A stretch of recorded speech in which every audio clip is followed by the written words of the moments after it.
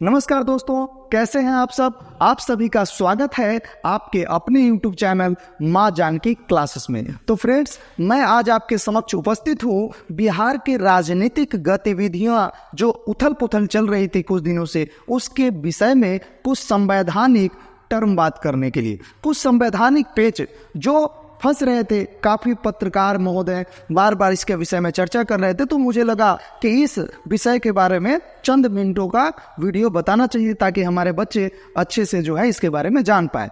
चूंकि मैं पॉलिटी भी पढ़ाता हूं तो सभी विषय को, तथ्यों को रखना बहुत जरूरी हो जाता है। तो फ्रेंड्स, जैसा कि आप जानते हैं, ये है हमारे बिहार का विधानसभा है। इससे ज्यादा आपको बताने की जरूरत नहीं है कि बिहार में क्या है, द्विसदनात्मक शासन व्यवस्था है, यानी कि विधान मंडल है।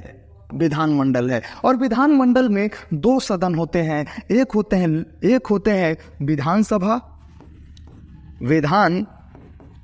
विधानसभा और एक होते हैं विधान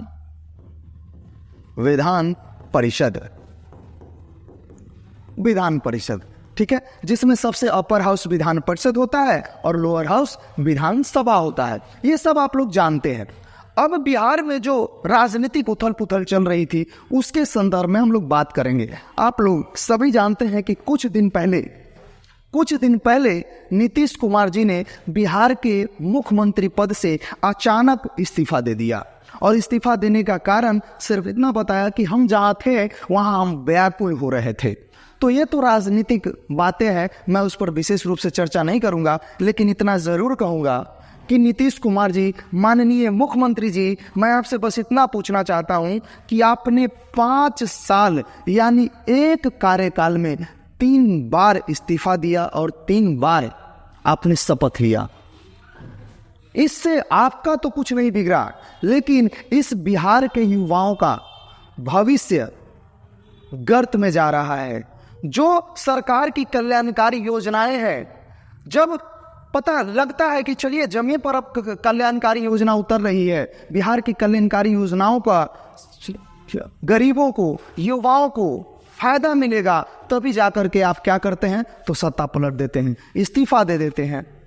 आपने बिहार के युवाओं और गरीबों को छला है, और ये मैं दावे के साथ कह सकता हूं। इसके लिए चाहे हम पर कोई केस कर दे, FIR कर दे, मुझे कोई फर्क नहीं पड़ता। इससे मैं कहूंगा कि हाँ, चाहे उसके लिए, अगर मुझे इसके लिए कोई कहता है कि आज सर आप ये वीडियो बना रहे हैं तो आप जातिवाद करते हैं, लेकिन नहीं, मैं जातिवाद नहीं करता हूं। मैं बस इतना कहना चाहता हूं कि चाहे इस जगह लालू यादव होते या तेजस्वी यादव होते, मेरा स्टैंड उनके लिए भी ऐसा ही होता कि आप ये गलत कर रहे हैं कि बिहार के युवाओं को ना तो आप रोजगार, नहीं गरीबों को उनका हक, और नहीं जो आपकी कल्याणकारी योजनाएं हैं वो आप धरातल पर उतार रहे हैं, और उससे पहले आप अपना सरकार विड्रॉ कर ले रहे हैं। ये बहुत बड़ी समस्या है। आप किसी के साथ रहिए, लेकिन रेगुलर रहिए और पूरे 5 साल तक बने रहिए, ताकि जिस जनता ने आपको चुना है वो जनता आपको क्या देगी, वो जनता को आपका भरोसा, जनता को जो मिला है उस जनता के भरोसों पर आप खरे उतरिए और कल्याणकारी योजनाओं को हम गरीबों तक, हम छात्रों तक, हम युवाओं तक आप पहुंचाएं। हम इतना उम्मीद करते हैं। लेकिन आप साल में इस तरह करेंगे तो हमारे पास नौकरी पहुंच पाएगा और न ही हमारे पास कल्याणकारी योजना पहुंच पाएगा। बहुत लड़के आपसे उम्मीद की निगाहों से देख रहे थे कि अब बिहार सरकार वैकेंसीज ला रही है, लेकिन पुनः इस वैकेंसीज को रोक दिया गया। ये बहुत गलत है। अब मैं इस पे ज्यादा नहीं बात करूंगा। मैं जो आप लोग से बात करना है उस संवैधानिक टर्म, उसी पे बात करूं। तो जैसे कि आपको पता है, नीतीश कुमार जी ने इस्तीफा दे दिया और इस्तीफा देने के बाद NDA के साथ गठबंधन कर लिए और पुनः उन्होंने 9वीं बार बिहार के मुख्यमंत्री के रूप में शपथ लिया। एक व्यक्ति जो एक कार्यकाल में 3 बार शपथ ले रहा है, आप समझ सकते हैं उस राज्य का, उस जनता का, उस युवाओं का क्या होगा। अब यहां पर हम लोग देखते हैं नीतीश कुमार ने जो गठबंधन किया, वो गठबंधन क्या किया, तो इनके साथ गठबंधन तोड़ के पहले जो नीतीश कुमार की सरकार चल रही थी उसमें RJD के नेता तेजस्वी यादव शीर्ष नेतृत्व कर रहे थे और बिहार के मुखिया के रूप में नीतीश कुमार और सहयोगी पार्टी के रूप में वाम दल और कांग्रेस पार्टी भी थी। ठीक है, जो जादुई आंकड़ा था, जो पार्टी के आंकड़े थे सीटों के आंकड़े थे उन पर मैं बात कर लेता हूं। एक तरफ मैं लिखता हूं एनडीए के सीट, एक तरफ मैं लिखता हूं एनडीए का सीट। एनडीए का जो सीट है वो बीजेपी का जो सीट है वो टोटल 78 सीट है बिहार विधानसभा। पहले तो बात करते हैं बिहार विधानसभा की जो सीटों की कुल आंकड़ा है, बिहार विधानसभा की जो सीटों का कुल जो आंकड़ा है, कुल जो सीट है वो कितना है। तो आप जानते हैं कि बिहार विधानसभा के कुल सीटों जो सीट है वो कितना है, 243। ये जो हाउस है ये 243 सदस्यों वाली हाउस है और इसमें किसी भी पार्टी को सरकार बनाने के लिए जो बहुमत चाहिए, जो आंकड़ा चाहिए, जादुई आंकड़ा चाहिए, वो कितना चाहिए, तो 122 सीट चाहिए, यानी जिसको हम लोग कहते हैं 50+1 चाहिए। जिस सरकार के पास या जिस पार्टी के पास 50+1 है वो सरकार बना लेती है। अब इधर देखेंगे हम लोग, अब आएंगे यहां पर थोड़ा सा देखेंगे तो नीतीश कुमार जी ने एनडीए से गठबंधन कर लिया और एनडीए का जो सीटों का आंकड़ा है वो कुछ इस प्रकार है। बीजेपी के पास 78 है और जेडीयू के पास 45 है। उसी प्रकार हम जो जीतन राम मांझी की पार्टी है उनके पास 4 सीट है और जो एक सीट है वो निर्दलीय के पास है। एक सीट इंडिपेंडेंट कैंडिडेट यानी निर्दलीय के पास है। जो टोटल आंकड़ा हो जाता है जब आप इसको जोड़ेंगे तो ये हो जाता है 128। अब देखते हैं महागठबंधन की। जो महागठबंधन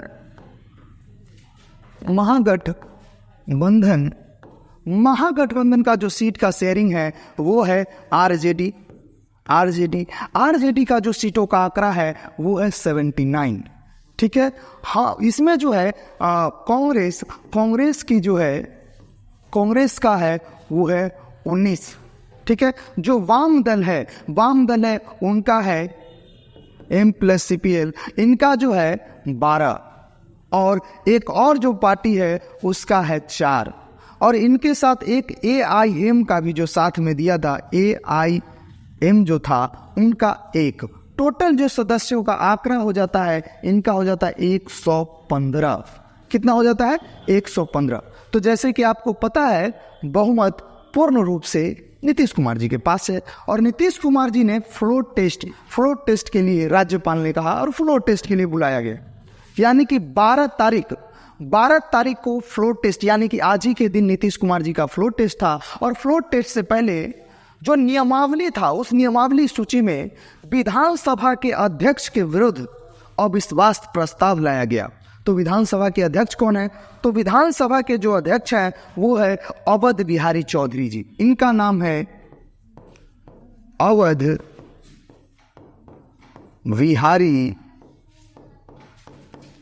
बिहारी चौधरी, अवध बिहारी चौधरी जी, और ये विधानसभा के अध्यक्ष बने। विधानसभा के अध्यक्ष बनने के पश्चात आज इन पर क्या आया, तो अविश्वास प्रस्ताव लाया गया। ये जो अविश्वास प्रस्ताव था, इस अविश्वास प्रस्ताव की आज टेक्निकल इशू पर बात करेंगे। तो हमारे संविधान के तहत किसी भी विधानसभा स्पीकर के लिए, माफ कीजिएगा लोकसभा बोल दिए, विधानसभा स्पीकर के लिए जो अविश्वास प्रस्ताव लाया जाता है वो आर्टिकल 179 के क्लॉक सी के तहत लाया जाता है। और इस अविश्वास प्रस्ताव के लिए होता क्या है कि विधानसभा के कुल सदस्यों में से कितने सदस्य, यानी कि 1/3 सदस्य, जिसको कहते हैं 38 सदस्य खड़े होकर ये कहेंगे कि विधानसभा अध्यक्ष पर लाया गया प्रस्ताव के अविश्वास प्रस्ताव के हम पक्ष में खड़े हैं और हम चाहते हैं कि विधानसभा का अविश्वास प्रस्ताव पारित हो। जब ये 38 सदस्य अपना हामी भरेंगे तो फिर जिन्होंने अविश्वास प्रस्ताव लाया है उस अविश्वास प्रस्ताव को पारित करने के लिए टोटल जो सदस्य चाहिए वो 122। यहीं पर पेच फंस गया था। 122 सदस्यों को जुटाना था और जैसा कि आप जानते हैं आरजेडी के पास कितने सीट थे, तो 115। आरजेडी के पास कितने थे, 115 और एनडीए के पास कितने थे, 128। और इसी जुगत में आरजेडी ने अपने विधायकों को तथाकथित हाउस अरेस्ट कहा गया, क्योंकि ऐसा नहीं था, सभी लोग वहां पे खेल रहे थे, हंस रहे थे, गाना गा रहे थे, बीजेपी ने भी शिविर के माध्यम से, मतलब प्रशिक्षण शिविर के माध्यम से अपने विधायकों को गया लेके चली गई। जेडीयू ने चाणक्य होटल में अपने विधायक को ले गए। सभी अपने विधायक को सुरक्षित रखना चाहती थी, लेकिन इसमें आंकड़ा हो गया कि आरजेडी ने कहा खेला होगा, किसी ने कहा इसके विधायक टूट रहा है, किसी ने कहा इसके विधायक टूट रहा है। ये तो पहलू है। लेकिन आज जब विधानसभा में कार्रवाई शुरू हुई, जब राज्यपाल का भाषण हुआ, जैसा कि आप जानते हैं कि किसी भी नई सरकार जब चुनी जाती है तो उसमें प्रथम संबोधन राज्यपाल महोदय जी का होता है।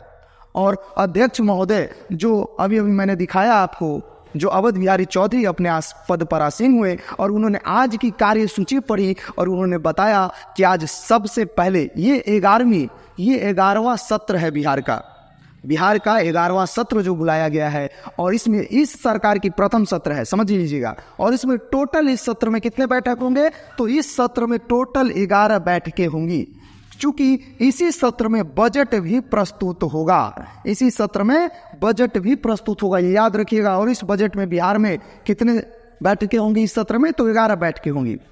अब जब अवध बिहारी चौधरी ने कार्यसूची पढ़ी और उन्होंने कहा कि प्रथम संबोधन राज्यपाल के होगा, जो राज्यपाल बिहार के हैं वो राजेंद्र विश्वनाथ आर्लेकर हैं, राजेंद्र विश्वनाथ आर्लेकर जी हैं। और कहा गया कि प्रथम अभिभाषण राज्यपाल का होगा। राज्यपाल के लिए बजाबते जब भाषण होता है तो असेंबली हॉल बनाया गया है और सभी लोग उस असेंबली हॉल में, इसी तरह का एक असेंबली हॉल बना हुआ है और यही है असेंबली हॉल।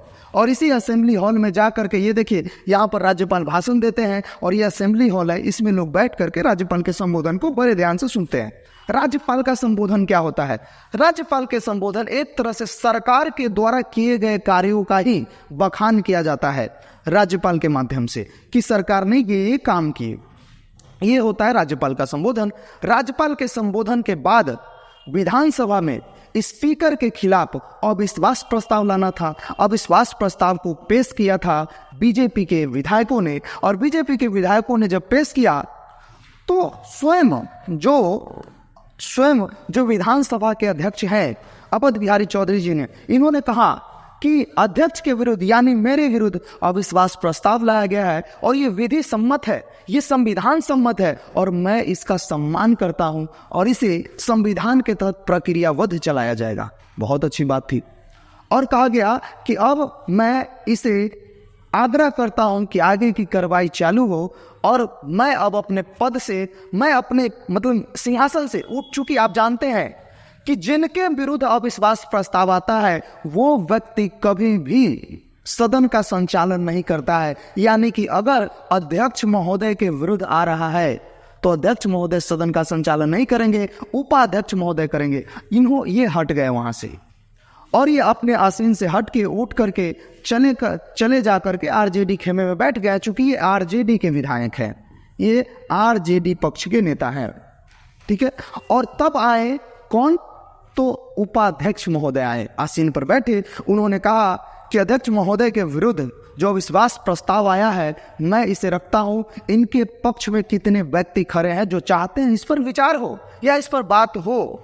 तो टोटल 38 व्यक्ति खड़े हो गए, यानी 38 से अधिक व्यक्ति खड़े हो गए। लेकिन जो आंकड़ा था 1/3 का वो 38, यानी कि 38 व्यक्ति खड़े हो गए।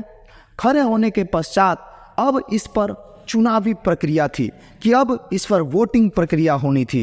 जब वोटिंग प्रक्रिया हुई, इसी बीच एक बहुत उलटफेर देखा गया कि आरजेडी खेमे के 3 विधायक, आरजेडी खेमे के, सुनिएगा, आरजेडी खेमे के 3 विधायक, पहले तो सबसे पहले क्या हुआ कि इसमें से माइनस कीजिएगा, इसमें से बीजेपी के 3 विधायक अनुपस्थित रहे।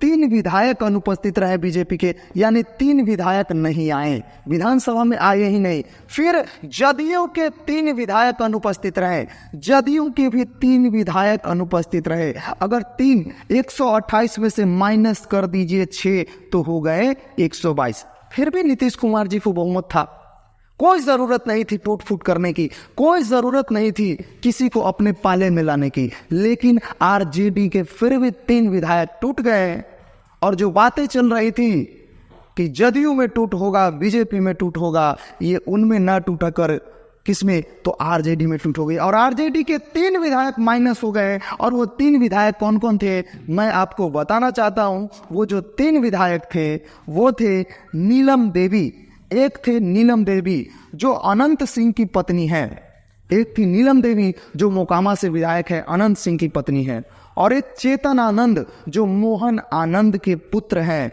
और एक जो थे प्रहलाद यादव। ये तीनों आरजेडी के खेमे से उठकर, आरजेडी के खेमे से उठकर, यानी समझिएगा इधर आरजेडी बैठी है, इधर आरजेडी बैठी है, इधर आरजेडी है और इधर बीजेपी है, तो वो आरजेडी में न बैठ करके बीजेपी में बैठ गई और उसके एनडीए में बैठ गई, बीजेपी नहीं एनडीए में बैठ गई। और इसके लिए तेजस्वी यादव ने विरोध भी किया। उन्होंने कहा कि अध्यक्ष महोदय बाद में जो हो मुझे मंजूर है, लेकिन ऐसा नियमावली में नियम बनाई गई है कि जिस पार्टी का विधायक हो वो उसी क्रम में आकर के बैठे। लेकिन उपाध्यक्ष महोदय ने इस बात को नहीं सुना और वोटिंग प्रक्रिया शुरू कर दी।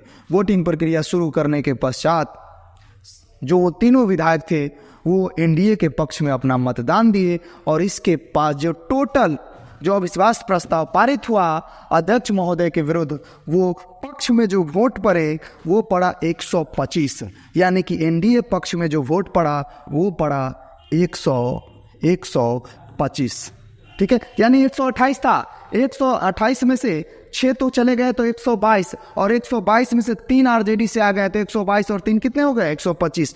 तो पक्ष में 125 वोट पड़े और उसी के बाद विपक्ष में 112 वोट पड़े। तो ये रही उठापटक। लेकिन अब आता है फ्लोर टेस्ट की बात। तो फ्लोर टेस्ट क्या होता है? अब जब ये अविश्वास प्रस्ताव पारित हो गया और अध्यक्ष महोदय को हटा दिया गया तो फ्लोर टेस्ट क्या होता है? यानी बहुमत सिद्ध करना। तो आज से 26 साल पहले यानी कि 1989 तक ये प्रावधान नहीं था बहुमत सिद्ध करने का या बहुमत बतलाने का प्रावधान नहीं था, गणपूर्ति का प्रावधान यानी बहुमत सिद्ध करने का प्रावधान नहीं था। लेकिन 1989 में 5 साल से पहले कर्नाटक में घटना हुई और बोवेन सरकार गिरा दी गई।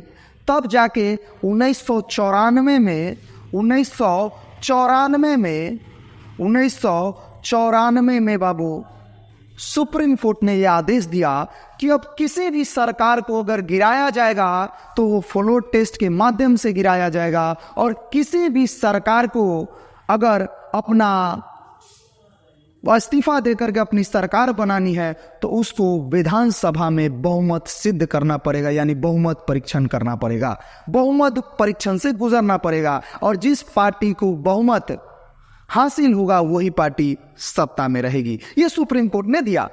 अब फ्लोर टेस्ट के लिए बुलाता कौन है? तो आर्टिकल 175 के तहत, आर्टिकल 175 के तहत राज्यपाल सरकार को बुलाती है फ्लोर टेस्ट के लिए। ये राज्यपाल का अधिकार है, लेकिन इस पर राज्यपाल का हस्तक्षेप फ्लोर टेस्ट में नहीं होता है। ये पूरा फ्लोर टेस्ट विधानसभा के अध्यक्ष के संरक्षण में होता है। जब ये पूरा घटनाक्रम हो गया और नीतीश कुमार ने बहुमत साबित कर दिया, अब नीतीश कुमार विधिवत रूप से बिहार के मुख्यमंत्री हैं, पुनः 9वीं बार वो मुख्यमंत्री बन गए और बिहार के यानी नीतीश कुमार के मुख्यमंत्री के कैबिनेट में जो उप मुख्यमंत्री बनाए गए हैं वो 2 उप मुख्यमंत्री हैं। एक है बिहार के पूर्व स्पीकर रह चुके हैं, नेता विपक्ष रह चुके हैं, जिनका नाम है विजय सिन्हा जी, और एक जो उप मुख्यमंत्री हैं जिनका नाम है सम्राट चौधरी जी, और ये दोनों बीजेपी पाले के हैं, विधायक हैं, और ये बिहार के विधानसभा बिहार बीजेपी के अध्यक्ष भी हैं। लेकिन यहाँ तो अध्यक्ष ही बदल गया और सारी खेला हो गया। वो कहते हैं ना खेला होबे, तो आरजेडी के साथ खेला होबे वाला कांड हो गया और आरजेडी अब विपक्ष में है और एनडीए के पुनः मुख्यमंत्री बनाए गए हैं तो माननीय मुख्यमंत्री नीतीश कुमार जी। तो आज की ये घटनाक्रम मैंने आपको बताया और पुनः ऐसे वीडियो मैं लेकर के आपके समक्ष आता रहूंगा। तो बने रहिए हमारे YouTube चैनल माँ जानकी क्लासेस के साथ। जय हिंद।